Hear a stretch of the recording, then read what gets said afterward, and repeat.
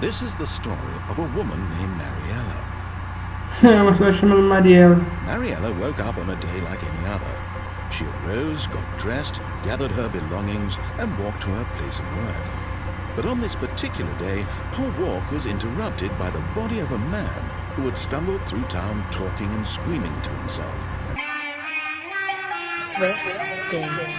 On the low, what's up with you, ho? Bitches smoking dro, bet you know. Bust like 44 when I spit that flow, cause we go hard. Fala galera, sejam bem-vindos no gameplay aqui no canal. Estou trazendo para vocês o terceiro episódio de Stanley Parábola. Então, bora pro jogo. Bom galera, dessa vez é o terceiro final, né? Que é o final do sonho. Basicamente isso daqui, né? Pega aqui e ir direto, vai indo como se não tivesse fim. Stanley decided to go to the meeting room. Perhaps he had Pode simply indo. missed a memo. Pode ir até não ter fim. When Stanley Tá, came aqui to a você pega set essa of two porta open aqui. doors, he entered the door on his left. Tá, você vai indo. Pode ir continuando direto, a gente vai indo até não poder mais. Yet there was not a single person here either. Feeling a wave of disbelief, Stanley decided to go up to his boss's office. Essa porta aqui agora tá and aberta. find an answer there. Beleza. Coming Ao to invés de the você staircase, subir essa Stanley escada, walked upstairs to his boss's como ele manda, office. a gente desce. Pode descer. Tá, pra cá que não tem nada, então vamos seguir reto. Beleza, But aqui Stanley acontece as just coisas. couldn't do it.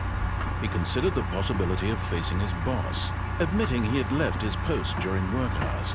He might be fired for that. And in such a competitive economy, why had he taken that risk? All because he believed everyone had vanished. His boss would think he was crazy.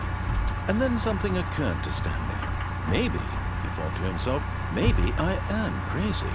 All of my co-workers blinking mysteriously out of existence in a single moment for no reason at all.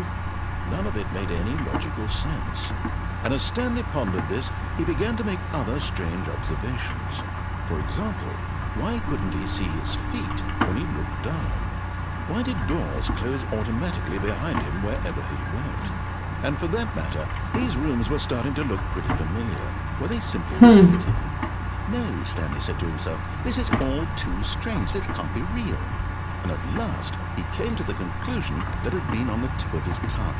He just hadn't found the words for it. I'm dreaming! Tô sonhando. This is all a dream. Oh, what a relief Stanley felt to have finally found an answer, an explanation. His co-workers weren't actually gone. He wasn't going to lose his job. He wasn't crazy after all. He thought to himself, I suppose I'll wake up soon. I'll have to go back to my boring real-life job pushing buttons. I may as well enjoy this while I'm still lucid. So, he imagined himself flying and began to gently float above the ground. Agora tô Then he voando. imagined himself soaring through space on a magical star field, and it too appeared. Agora It was comecei a entrar no so espaço. much fun, and Stanley Ah. marveled that he had still not woken up. How was he remaining so lucid? And then perhaps the strangest question of them all entered Stanley's head. One he was amazed he hadn't asked himself sooner. Why is there a voice in my head dictating everything that I'm doing and thinking? Now the voice was describing itself being considered by Stanley, who found it particularly strange. I'm dreaming about a voice describing me, thinking about how it's describing my thoughts, he thought. He thought it all very odd and wondered if this voice spoke to all people in their dreams. The truth was that, of course, this was not a dream. How could it be? Was Stanley simply deceiving himself, believing that if he's asleep he doesn't have to take responsibility for himself? Não Stanley repetitivo. is as awake right now as he's ever been in his life. Now hearing the voice speak these words was quite a shock to Stanley. After all, he knew for certain, beyond a doubt, that this was in fact a dream. Did the voice not see him float and make the magical stars just a moment ago? How else would the voice explain all that? This voice was a part of himself too, surely, if he could just... He would prove it.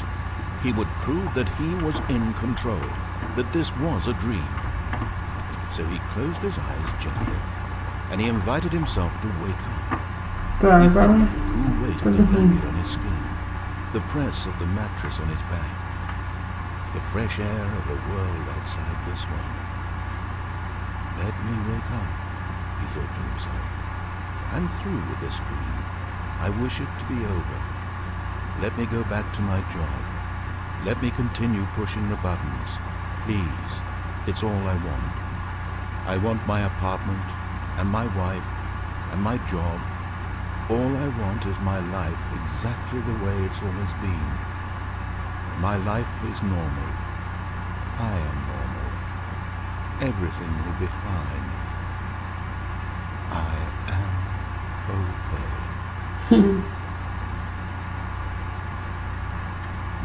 Tô no mesmo lugar, amigo.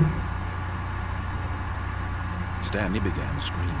Please, someone, wake me up. My name is Stanley. I have a boss, I have an office, I am real. Please, just someone tell me I am real. I must be real, I must be. Can anyone hear my voice? Who am I? Who am I? And everything went black. O sistema bugou. This is the story of a woman named Mariella. É uma história chamada Mariella. Mariella woke up on a day like any other. She arose, got dressed, gathered her belongings, and walked to her place of work. But on this particular day, her walk was interrupted by the body of a man who had stumbled through town talking and screaming to himself, and then collapsed dead on the sidewalk. And although she would soon turn to go call for an ambulance, for just a few brief moments, she considered the strange man. He was obviously crazy. This much she knew. Everyone knows what crazy people look like.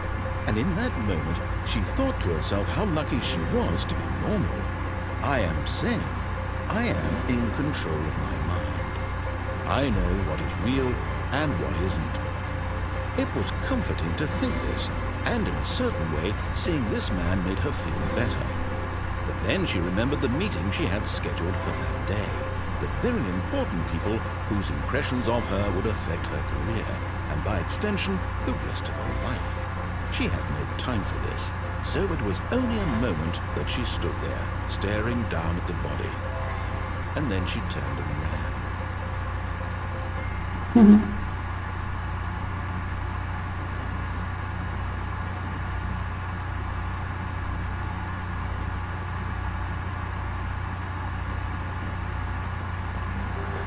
Bom, galera, esse foi o terceiro e final. Se você gostou, deixe seu like, curta e compartilha. E bom, não deixe de comentar aí embaixo. Até a próxima. Tchau. Galera, antes de encerrar este vídeo, gostaria de estar recomendando um canal de um parceiro meu. O canal dele é X. O canal dele vai estar aí na descrição. Ele traz gameplays bem maneiras. Então vão lá e se inscrevam. Até a próxima. Tchau.